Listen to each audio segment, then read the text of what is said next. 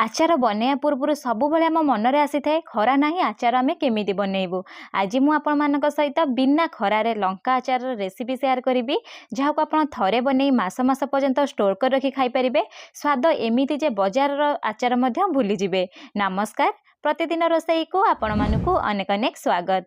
आपण मानकु अनुरोध रहिला जदि चैनल रे नुआ अछंती प्लीज चैनल को सब्सक्राइब करनेबे। ता सहित प्लीज गोटे वीडियो को लाइक करिवे। कंचा लंकार आचार बनैया पई प्रथमे मिठी कंचा लंका को भल से धोई नेजी। धोई सारला पर एठी हमें कोन करे ना गोटे सुखिला कनारे पोछि नबा जेमति कंचा लंकारे पानी जमा भी रहिबनी। जेहेतु हमें बिना खरारे बनाउचे कंचा लंका बहुत दिन पर्यंत साइतिक रखिया पई ए प्रोसेसटा निश्चय करिवे। तापर ता भुंडी छड़ाई नेबे। भुंडी छड़ाई सारला पर ता अगपाटू काटिकी पकई नेबे। एबे आमे कोन करे ना कंचा लंका मते छोट छोट पीस रे काटी नबा। एमिति काटी कंचा लंका आचार बनैले आचार बहुत स्वादिष्ट लागि थाए।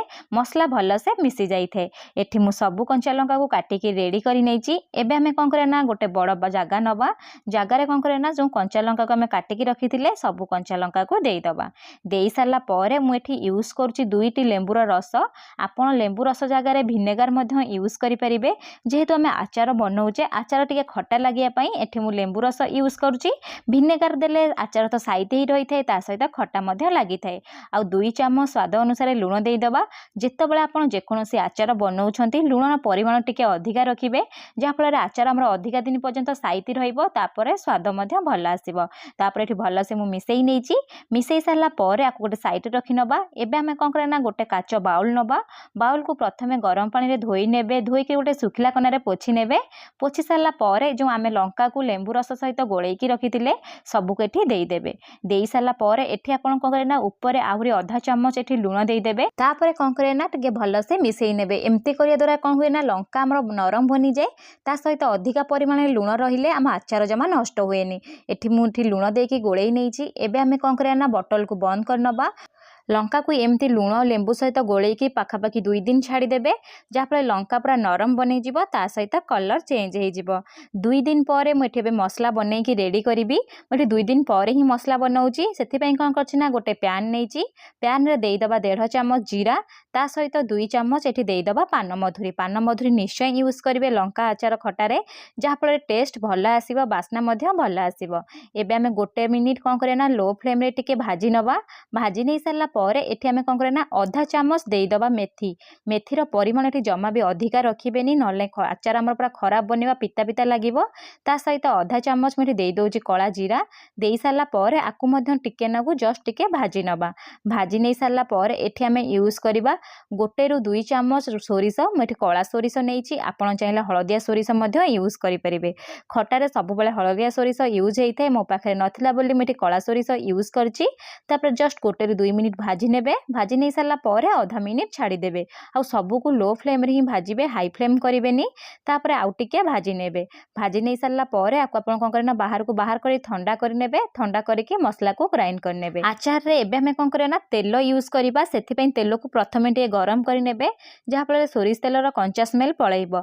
मिटे आधा कप तेल को भल भाबरे गरम करि नेइची। गरम करि सारला परे फ्लेम को लो करि देबे। तापर किछि रसुण को एठी देबे। कंचा लंका रे रसुण देबे देखिबे टेस्ट भल आसीबो। रसुण जतल जस्ट टिके भाजी हे जिवो। तापर आमे किछि अदा को एठी कोन करथुना ना चोपा छड़ाई कि एमती सरू सरू पीस रे काटिकी देइतिले। आपण चाहिले अदा को मध्य कद्दुकस करके एठी यूज करि परिबे। देई सारला परे 1 ରୁ 2 मिनिट अदा और रसुण को एई परी भाजी नेबे जो पर्यंत अदा रसुण जो पानीटा अछि पानीटा न मरिची। देखि पारुथिबे फेण एतले एमती बंद हबो आ बाहरी बनी बबल टाइप रो जानिबे जे अदा रसुण भल से पूरा भाजी हे गलानी। एठी आ बेसी भाजीबानी। फ्लेम को ऑफ कर नबा। आकु गोटे साइड रे रखि नबा। मठी 2 दिन परे आपण को लंका देखौची देखि पारुथिबे कलर तो चेंज हो जाइची। ता सहित क्वांटिटी केते कम हो जाइची। एबे जो हमें अदा रसुण को भाजी कि तेल सहित रखिथिले ताकू देखंतु एमती तले ठंडा हेइचिबो। तापर जे सुखिला मसला सब यूज करिवे। जदि गरम रे यूज करिवे कोन हबो ना पूरा पोड़ी जिवो। स्वाद अनुसार आधा चामच एठी लुण देई दबा। ता सहित टिके कलर भल आसे पई आधा चामच मिठी हळदी गुंड यूज करूची। आधा चामच मिठी हिंगु दउची जहा फल पेट तो खराब हबनी किंतु खट्टा बहुत दिन पर्यंत साइते ही रहइबो।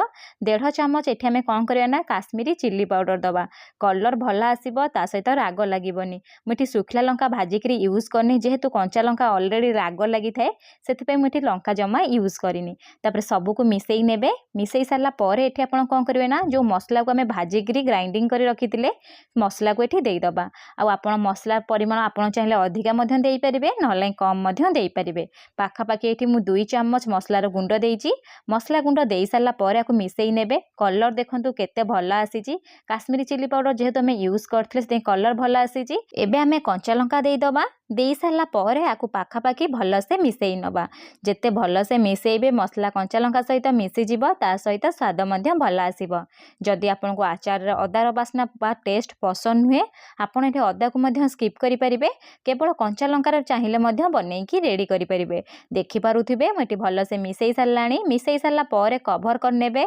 कभर करके 24 घंटा यहीपरी छाड़देवे जहाँफल मसला आमर कौन हम ना पूरा फुलीज कंचा लंका सहित मिसीज टेस्ट गोटे भल आसब ये पाखापाखि 24 घंटा हो गला मुझे आपको कभर काढ़ी देखा देखिपे खटार कलर केते भल आसी सहित टेस्ट भल आसी थे मुझे आपको मिसईकी देखी दूसरी देखिपे मसला पूरा भलसे लंका सहित मिसी जाइए आपण को घरे थे निश्चय बनातु केमिति बनला मो सहित कमेंट सेक्शन रे शेयर करंतु गोटे टिप्स खाली मन रखिथिबे जेतेबेले बोतल रो आचार काढुचंती सबुबेले सुखिला चामच रे ही काढंतु जहाँफल आचार आपनकर बहुत दिन पर्यंत साइते ही रही परिबो जदि चैनल रे नुआ अछंती प्लीज चैनल को सब्सक्राइब करनेबे आचार रेसिपी भल लागिथिबो लाइक करिवे धन्यवाद।